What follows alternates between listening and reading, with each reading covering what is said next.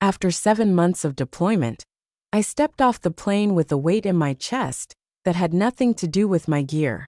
Every step felt heavier than the last as I made my way through the terminal. My mind was racing. Thoughts of home, thoughts of my wife, and most importantly, thoughts of my little girl. Being away from them for so long was like living with a constant ache.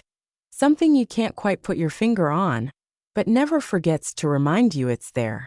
I called ahead to let them know I'd landed safely, but when I got home, the house was eerily quiet. No laughter, no sound of toys clattering across the floor, no smell of dinner cooking in the kitchen. It wasn't until I opened the basement door that everything changed forever. Initial suspicion.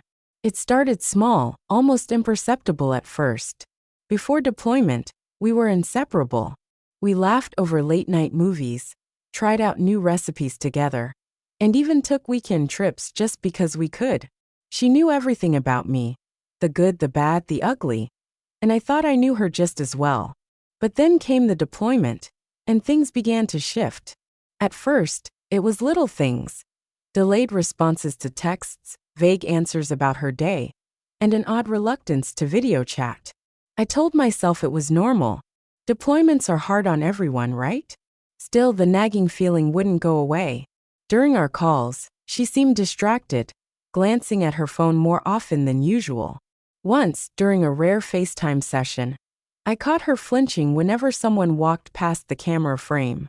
At the time, I chalked it up to paranoia or exhaustion, but looking back now, those moments stand out like neon signs.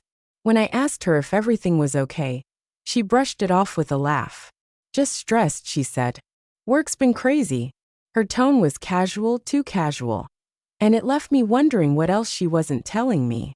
Confrontation. The night before I returned, I decided to call her one last time. The conversation felt different this time, strained, almost forced. When I mentioned how excited I was to see her, her response was lukewarm at best. Yeah, me too, she mumbled, though her voice lacked any real enthusiasm. That's when I pressed her. Is everything all right? I asked, trying to keep my tone light. You've seemed distant lately. There was a long pause on the other end of the line. For a moment, I thought maybe the connection had dropped. Then she spoke, her words rushed and jumbled. Of course. Everything's fine, honey. Just busy, you know? Work stuff.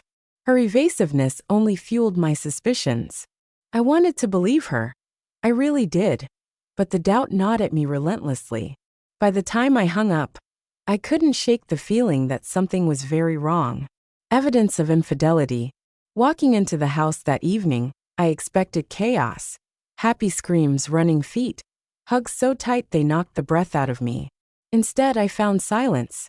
The front door creaked shut behind me, and I stood there frozen, listening for any sign of life. Nothing.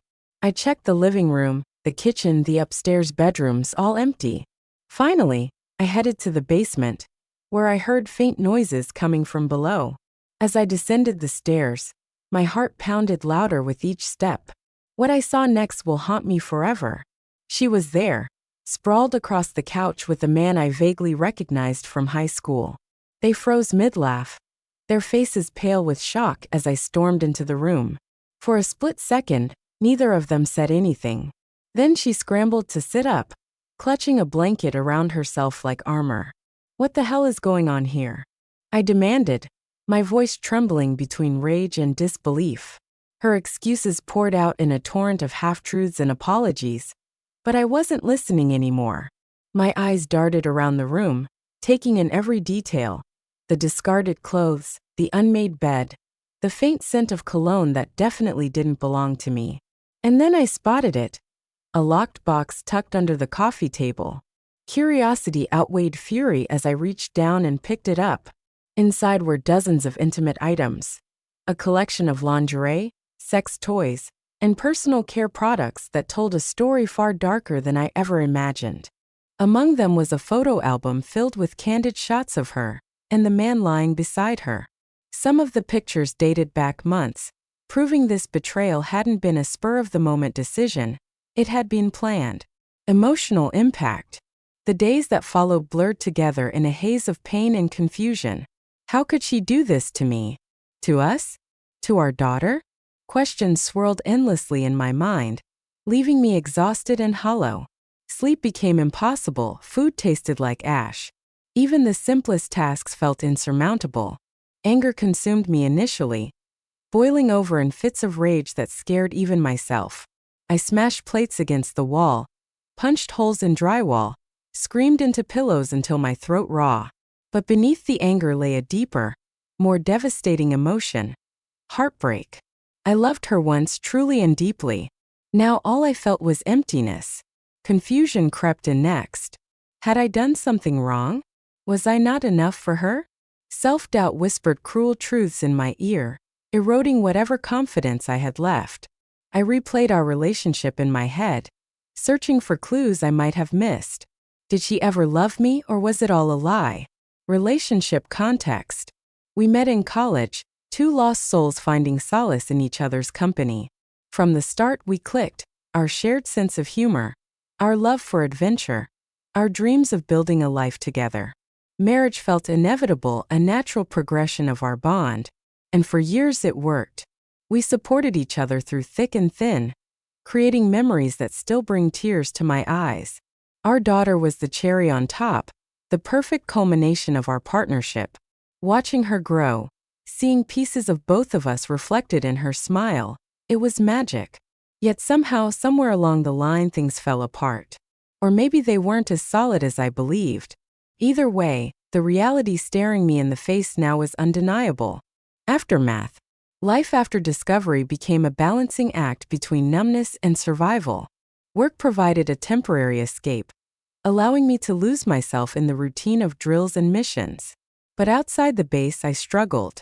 Simple interactions, grocery shopping, picking up my daughter from daycare, felt suffocating.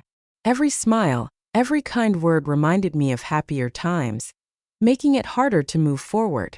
Therapy helped, albeit slowly. Talking through my feelings with a counselor gave me clarity I desperately needed. I learned to channel my anger into productive outlets, like running and weightlifting.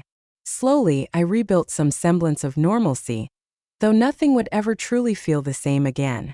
Reconciliation wasn't an option, not for me anyway. The trust was gone, shattered beyond repair. Divorce loomed large, a necessary but painful step toward healing. In the meantime, I focused on being the best father I could be. My daughter deserved stability, love, and happiness, regardless of her mother's choices. Personal growth. Months passed, and while the wounds remained raw, they began to scab over. I joined support groups online, connecting with others who understood the unique challenges of military life and relationships. Their stories inspired me, reminding me that I wasn't alone in my struggles. Together, we formed a community bound by shared experiences and mutual understanding. Fitness became my anchor, a way to regain control over my body and mind. Each mile run, each rep lifted brought me closer to reclaiming my sense of self. New friendships blossomed, people who accepted me without judgment and encouraged me to open up. Eventually, I allowed myself to consider dating again, though cautiously. Love, I realized, wasn't inherently toxic, it was the circumstances surrounding it that could make it so. Reflection. Looking back, I'm grateful for the lessons this experience taught me. Betrayal hurt more than I ever imagined possible, but it also showed me my strength. I survived, thrived even thanks to the unwavering support of friends, family, and strangers who cared enough to listen. Life may have thrown me its worst curveball, but I refused to let it define me. Instead, I chose resilience, choosing to rise above the pain and create a future worth fighting for.